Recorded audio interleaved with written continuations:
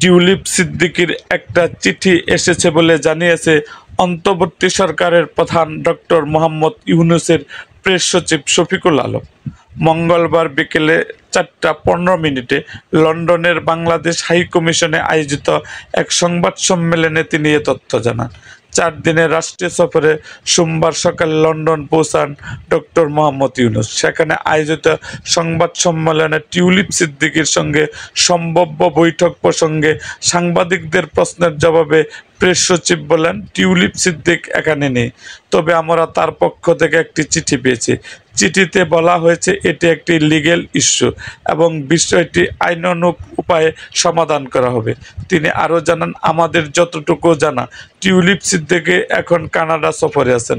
আজ একজন British MP এসে জানালেন তিনি বর্তমানে কানাডাতেই আছেন, তবে সময় ও সূচি মিলে গেলে তাদের মধ্যে বৈঠক হতে পারে। এখনও বিষয়টি নিয়ে আলোচনা চলছে, কাজ চলছে এই মিটিং নিয়ে। এ সময় তিনি তারেক রহমানের সঙ্গে আসন্ন বৈঠক নিয়েও কথা বলেন। শফিকুল আলম বলেন, 13ই জুন সকালে তারেক রহমানের সঙ্গে একটি বৈঠক হবে। এই বৈঠকে নির্দিষ্ট কোনো কাঠামো নয়।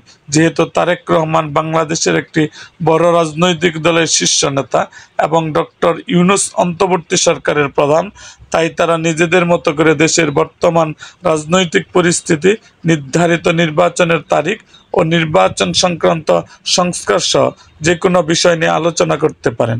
তিনি আরও বলেন, আমরা শুধু নিশ্চিত করে বলতে পারি 13 তারিখ সকালে এই বৈঠকটি হচ্ছে। কি আলোচনা হবে সেটা তারা নিজেরাই নির্ধারণ করবেন।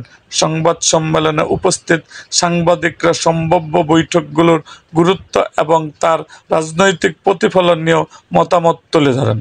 এখন দেখার বিষয় এই আলোচনা দেশের রাজনৈতিক অবস্থা নিরসনের কোনো কার্যকর ভূমিকা রাখতে পারে কিনা। এরকম আরও ভিডিও পেতে এবং রাজনৈতিক অঙ্গনের নানা ঘটনা ও ইতিহাস জানতে আমাদের মুক্তাগাছার ইতিহাস মিডিয়া ইউটিউব চ্যানেলটিকে সাবস্ক্রাইব করুন এবং পাশে থাকা বেল আইকনটি বাজিয়ে দিন।